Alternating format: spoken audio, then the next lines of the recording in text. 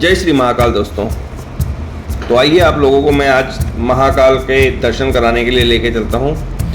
महाकाल यानी कि शिव, सावन के इस पावन महीने में आप लोगों को शिव जी के दर्शन हो, इससे बड़ी सौभाग्य की बात और क्या हो सकती है। तो इस पावन महीने में मैं भी महादेव के दर्शन करने आया हूँ। महादेव का ये जो ज्योतिर्लिंग है मध्य प्रदेश के उज्जैन शहर में शिप्रा नदी के तट पर बसा है। यहाँ से शिप्रा नदी बहुत ही नज़दीक है। आप शिप्रा नदी में नहाना चाहते हैं तो आप वहाँ भी नहा सकते हैं। यहाँ पर महाकुंभ भी लगता है। तो आइए हम लोग चलते हैं और महाकाल के दर्शन के लिए आगे चलते हैं। ये सारा जो आप देख रहे हैं ये महाकाल मंदिर का ही प्रांगण है। महाकाल मंदिर कॉरिडोर बहुत ही भव्य और सुंदर बना हुआ है। महादेव का मंदिर बहुत प्राचीन है। कहते हैं कि समय यहाँ से ही शुरू होता है। और महादेव की उज्जैन में जो भस्म आरती होती है वो बहुत ही फेमस है।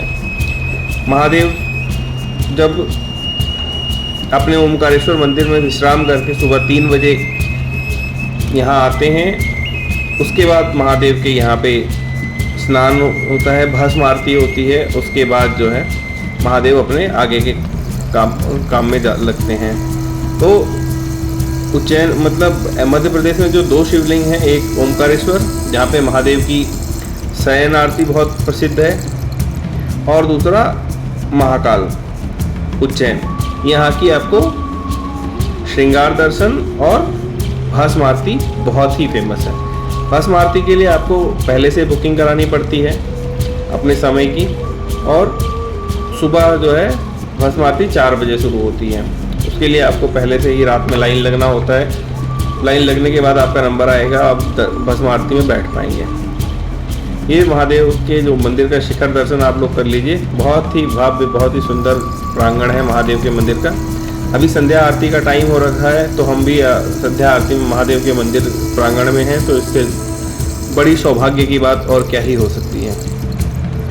आप सब भी महादेव के मंदिर में आइए, आरती का आनंद लीजिए। जब भी आप लोगों को समय मिले आप लोग महादेव के दर्शन करने ज़रूर आइएगा।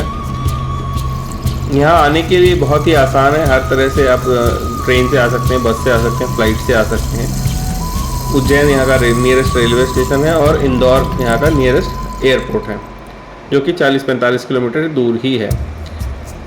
इंदौर हिंदुस्तान के लगभग सभी एयरपोर्ट टर्मिनल से कनेक्टेड है, और यहाँ ट्रेन की भी बहुत अच्छी सुविधा है। आप आएँ, रहने खाने की बहुत सुंदर व्यवस्था है। यहाँ पे आपको हर तरह के होटल्स मिल जाएंगे, हर तरह का खाने पीने की भी यहाँ पे बहुत ही उत्तम व्यवस्था है। आपको लगभग हिंदुस्तान के सभी प्रांतों का खाना यहाँ पे आपको मिल जाएगा, जो कि वेज स्वरूप में ही होगा। ये है आपके महादेव के। अगर आप बिना लाइन के दर्शन करना चाहते हैं तो आप एक से आपको 250 रुपये की रिसिप्ट कटानी होगी, और वो आपको बहुत ही जल्द से जल्द 10 से 5 मिनट में आपको महादेव के दर्शन हो जाएंगे।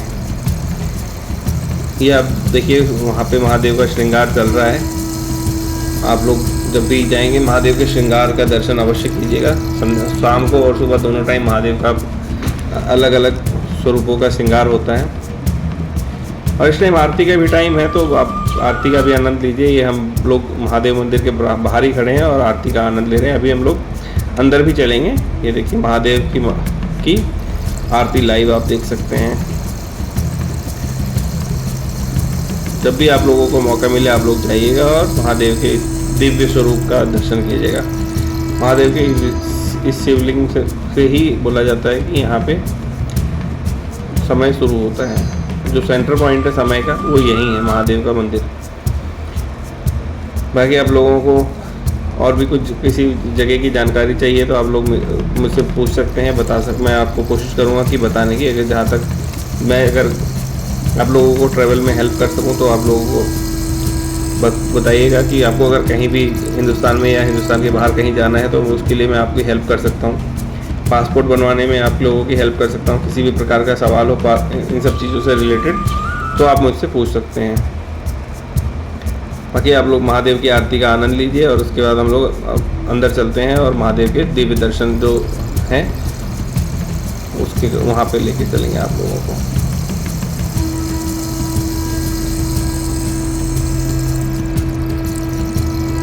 सागर मंथन के टाइम जब महादेव ने विष को अपने लिए एक्सेप्ट किया तो सारे देवता डर गए कि ये महादेव नहीं रहेंगे तो क्या होगा।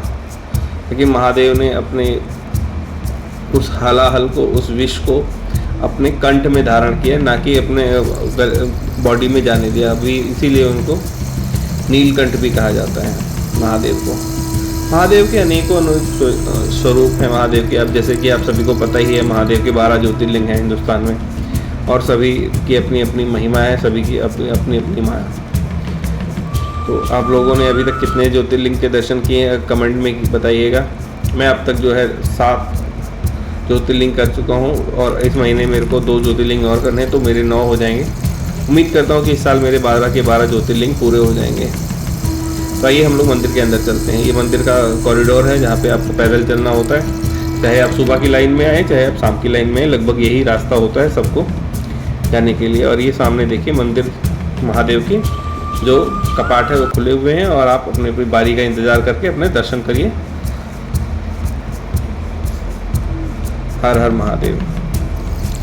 ये महादेव का भव्य स्वरूप, ये देखिए महादेव हमारे अंदर गर्भगृह में बैठे हुए हैं।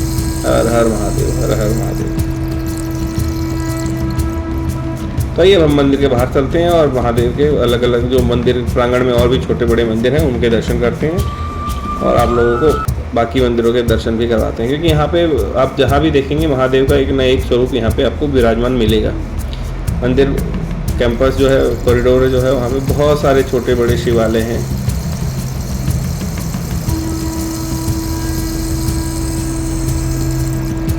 ये देखिए हमारे नंदी जी विराजमान है, अपने भोले की प्रतीक्षा में अम्मा जी कुछ उनके कान में कह रही हैं। क्योंकि नंदी जी जो है महादेव के सेक्रेटरी भी हैं, और उनको जो भी आप बात बोलेंगे वो डायरेक्ट जो है महादेव के पास जाती है। ऐसा नहीं है कि महादेव आपको डायरेक्ट आपकी बात सुनते हैं, वो नंदी जी के थ्रू अगर आप उनसे बातें करते हैं तो बहुत आसान होता है। ये आप शिखर दर्शन कीजिए, और मिलते हैं आपको अगले वीडियो में।